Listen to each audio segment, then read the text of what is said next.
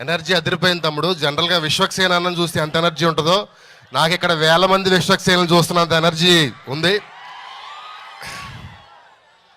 ఈ సినిమా ముందుగా మంత్రివర్లకి మన రస్మయ్య బాలకృష్ణ గారికి అండ్ ఈ సినిమాని బ్లెస్ చేయడానికి స్టేజ్ మీదకి వచ్చిన ప్రతి ఒక్కరికి పేరు పేరున థ్యాంక్స్ అండ్ ఈ ట్రైలర్ లాంచ్ని ఇంత సక్సెస్ఫుల్గా చేయడానికి వచ్చిన కరీంనగర్ నుంచి వచ్చిన ప్రతి వ్యక్తికి పేరు పేరున థ్యాంక్ యూ సో మచ్ తమ్ముళ్ళు.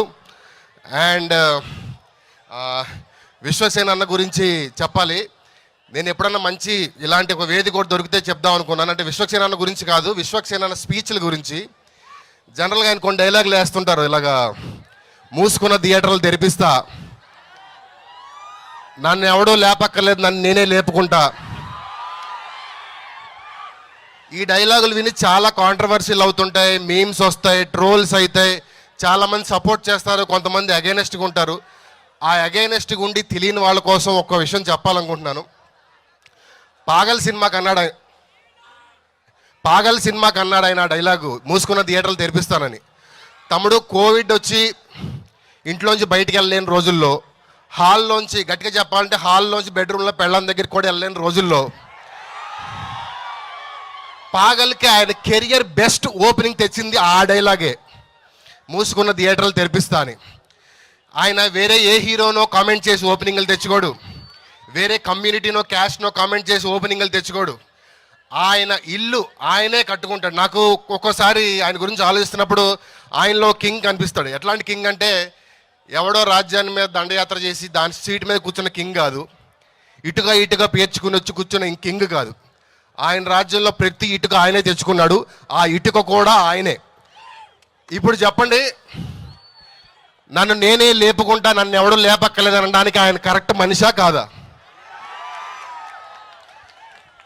సో అలా సోలోగా ఎదిగే వాళ్ళు ఒక్కొక్కరిది ఒక్కొక్క రూట్ ఉంటుంది. ఆ రూట్లో వాళ్ళకి తెలిసిన దాంట్లోంచి బెస్ట్ ఇవ్వడానికి, బెస్ట్ జనం తీసుకురావడం కోసం వాళ్ళు మాట్లాడే మాటలు తప్ప అందులో వేరే ఏ అర్థం ఉండదు. అది తెలియని వాళ్ళు అలా మాట్లాడతారు. అండ్ ఇక దాస్ కా ధమ్కీకి వస్తే, మార్చ్ 22 రిలీజ్ అవుతుంది. ఉగాది సందర్భంగా ఉగాది పండగ చేసుకుందాం.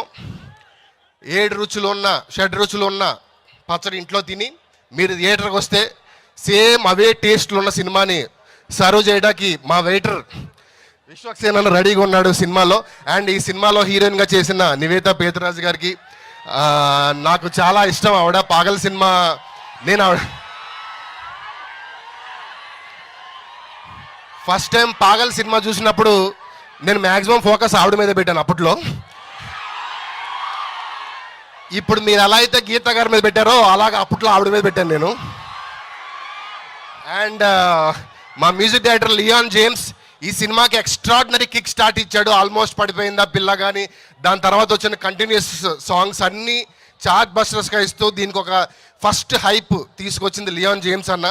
అండ్ ఈ సినిమాలో పనిచేసిన యాక్ట్రెస్కి అండ్ ముఖ్యంగా మా రావు రమేష్ గారికి, ఆయన ఇక్కడికి రాలేదు కానీ but he's like my father. And ఆయనకు కానీ మిగతా ఆర్టిస్టులు కానీ టెక్నీషియన్స్ అందరికీ, నాతో సహా అందరికీ బెస్ట్ విషెస్.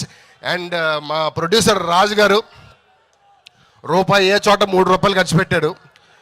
మరి ఆయన కొడుకుని డైరెక్టర్ హీరోగా కొడుకుని లేపాలనో, డైరెక్టర్గా కొడుకుని లేపాలనో, ప్రొడ్యూసర్గా కొడుకుని లేపాలనో తెలియదు కానీ నాకు మాత్రం ప్రతి కొడుక్కి ఇలాంటి ఫాదర్ ఉండాలని అనిపిస్తుంటుంది.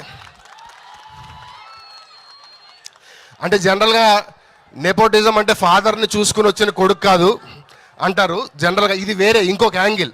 కొడుకుని సపోర్ట్ చేయడం కోసం వచ్చే ఫాదర్లు మాత్రం ప్రతి ఇంట్లో ఉండాలి అని మనస్ఫూర్తిగా కోరుకుంటే, అండ్ ఇక్కడికి వచ్చిన కరీంనగర్ ప్రజలు ప్రతి ఒక్కళ్ళకి special thank you so much brother.